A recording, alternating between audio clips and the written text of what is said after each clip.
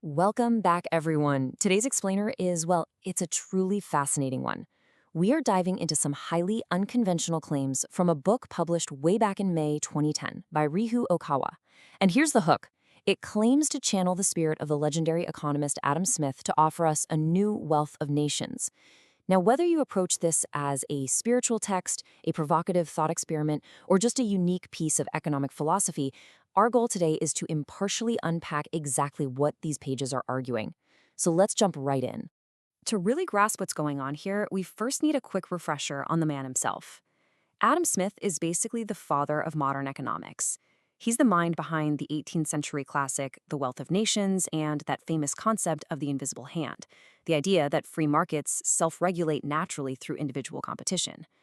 What this specific source material does is take that classical foundation and apply it to modern geopolitical and economic crises. It essentially claims to give us Smith's present-day spiritual perspective on how the world ought to operate right now. Here is our roadmap for today. We'll be covering advocacy of new wealth, defense as a development cost, Marxism and the invisible hand, limits of China's economy, escaping the discount trap, and finally, the path to new economics. Okay, Section 1, Advocacy of New Wealth. Let's look at how this text redefines national prosperity. Right off the bat, the text does something pretty unusual. It intricately links concepts that modern academics usually like to keep in totally separate boxes. I'm talking about national security, diplomatic strategy, and the economic principle of the invisible hand. The author's core premise here is actually quite straightforward. You simply cannot have a functioning, prosperous free market without the physical and geopolitical security there to protect it. It's like trying to build a house without a foundation. Which brings us to Section 2, Defense as a Development Cost. In mainstream debates, we usually hear military spending described as a heavy burden, a massive drain on social resources. But this source completely flips that script. It classifies military expenditure as a cost for development. The argument is that defense isn't a waste. It's a necessary guard, protecting a nation's accumulated wealth and property. Basically, the text argues that having a strong defense is an absolute prerequisite if you want to engage in fair, peaceful international trade. Otherwise, you're just opening yourself up to unfair pressure or outright plunder by hostile nations. And there's a quote in the text that brilliantly sums up this hardline realist stance. It says, "Diplomacy without military power is, in reality, almost powerless." It literally compares conducting diplomacy without military backing to a subordinate nation carrying tribute to a dominant one. Essentially, you're just begging for recognition. It is a very stark view of global economics, asking us to look at modern geopolitical tensions through a deeply pragmatic, almost unforgiving lens. All right, moving into Section 3, Marxism and the invisible hand. We're looking at free markets versus control here.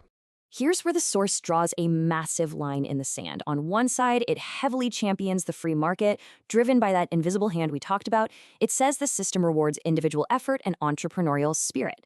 Though, and this is crucial, it insists this must operate against a backdrop of strong ethics. On the flip side, the text goes hard after Marxist economics. It argues that rigid state control absolutely crushes human creativity. And even more provocatively, the author claims that Marxism isn't actually based on sound economic logic, but rather on a foundational hatred and deep-seated jealousy of profit and success.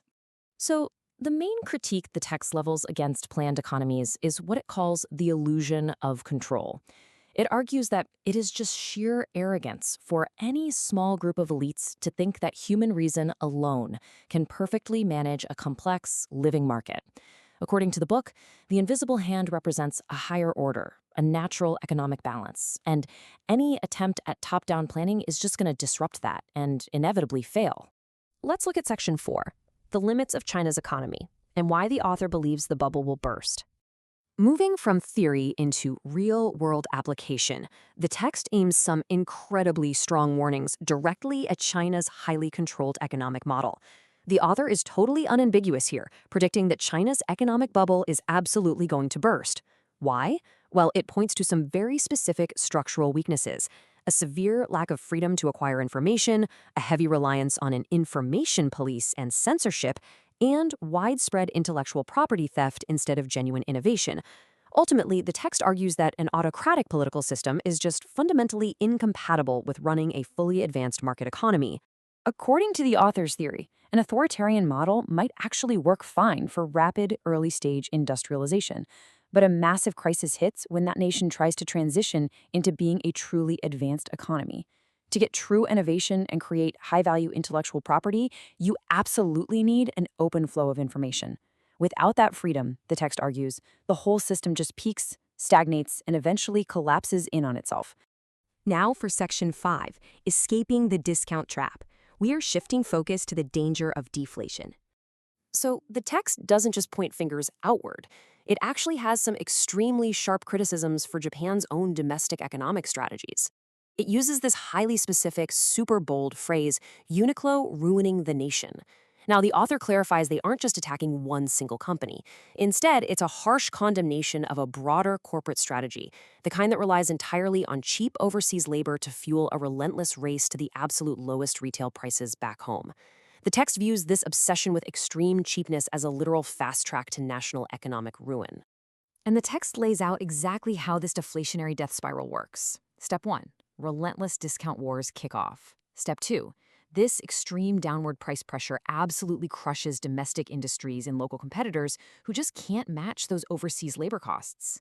And finally, Step 3. The nation totally loses its foundational wealth and productive capacity, downgrading into a second-rate economy that's entirely reliant on cheap imports. To escape this trap, the book argues a nation has to pivot back to high-value-added production and real innovation. And finally, Section 6, The Path to New Economics. It's all about fusing markets and ethics. This is where all these complex threads finally come together. The text culminates by proposing what it calls a new economics. But this isn't unbridled cutthroat capitalism, and it certainly isn't oppressive state control. Instead, it's a system that explicitly fuses pure free market principles with religious ethics and really strong moral foundations.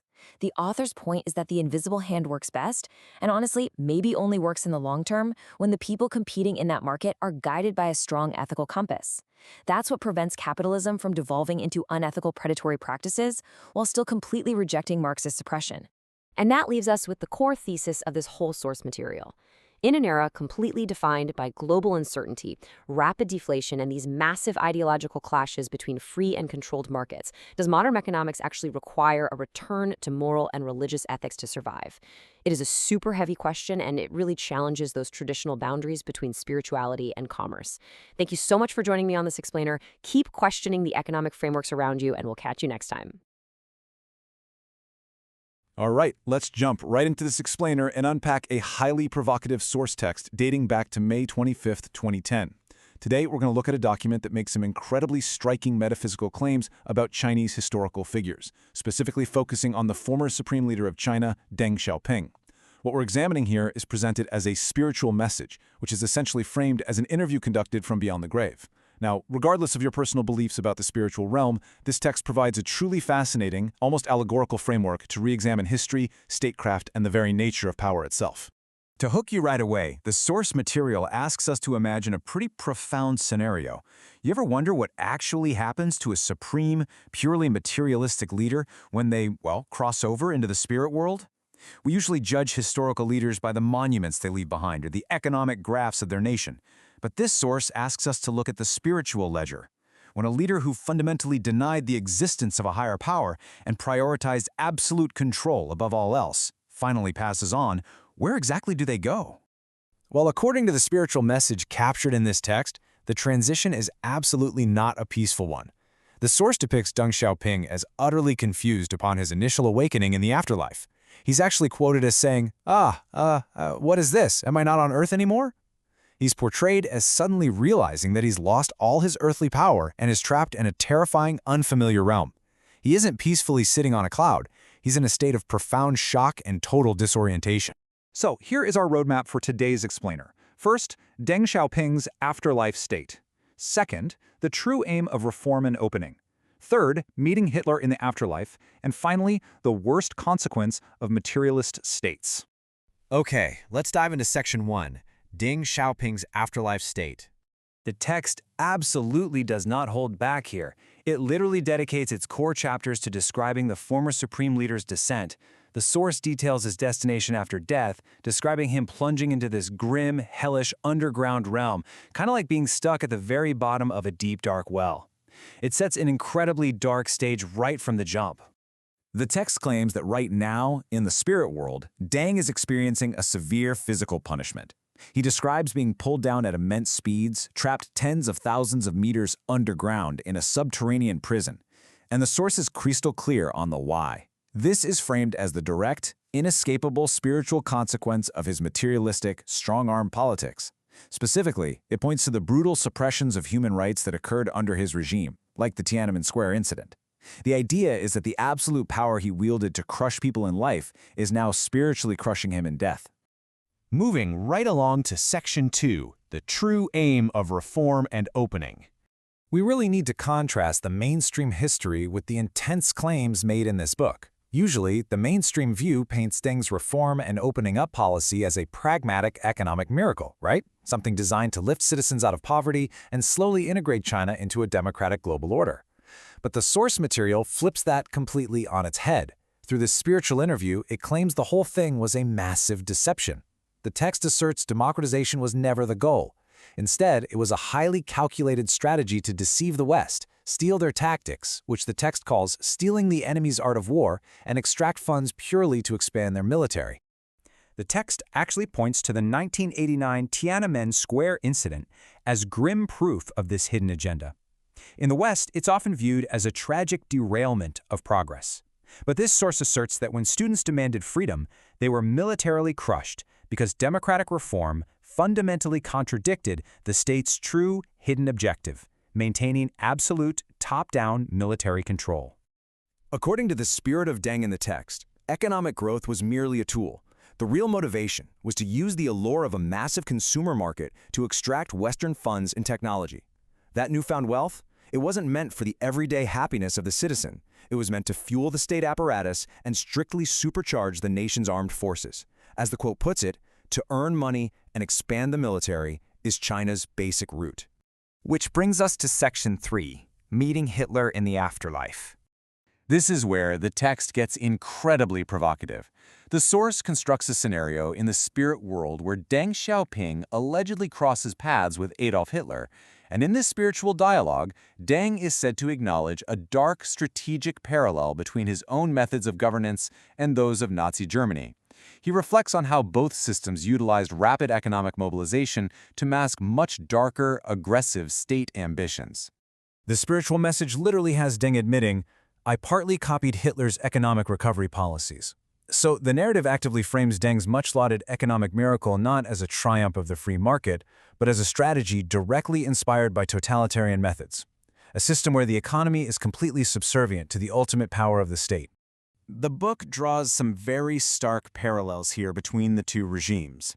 It emphasizes the claim that controlling a massive population inevitably breeds a system reliant on a despotic ruler, an absolute monarch. It aligns their use of economic recovery as a smokescreen for military buildup, their total suppression of individual human rights to lock down state power, and ultimately their shared, dangerous ambitions for global hegemony. Finally, let's look at Section 4, the worst consequence of materialist states. To really grasp the author's warning, we have to define materialism exactly how the book does. We aren't just talking about, liking expensive things. In this context, materialism is a systemic philosophy that fundamentally rejects spiritual truth, divine will, and inherent human rights. Instead, it places absolute priority on earthly, tangible metrics, hoarding money, consolidating state power, and expanding military force at absolutely any cost.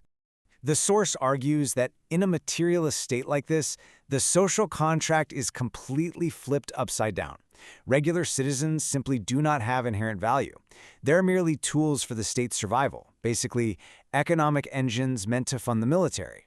The text claims that in this modern setup, the national leader essentially operates as a modern-day emperor with completely unchecked authority, hoarding all the human rights for themselves while completely denying them to the populace. And that brings us to the author's stark conclusion. The source puts forward the idea that any nation built purely on stolen wealth and military force, a nation that actively suppresses human rights and denies spiritual realities, is essentially on a ticking clock. The text concludes that chasing pure financial and military power will inevitably lead to what it calls the worst results, namely complete self-destruction and ruin. So I want to leave you with this final thought-provoking question from our explainer today. Regardless of how you personally interpret the spiritual framing of this source text, it really forces a powerful question. What is the ultimate fate of a nation guided strictly by absolute power rather than fundamental human principles? Does the pursuit of wealth and military might at the direct expense of human rights lead to a lasting triumph? Or, as the text warns, does it guarantee inevitable collapse? It's definitely a fascinating lens through which we can continuously evaluate history and the world around us. Thank you so much for joining me, and I encourage you to keep questioning the deeper narratives behind the history we're all taught.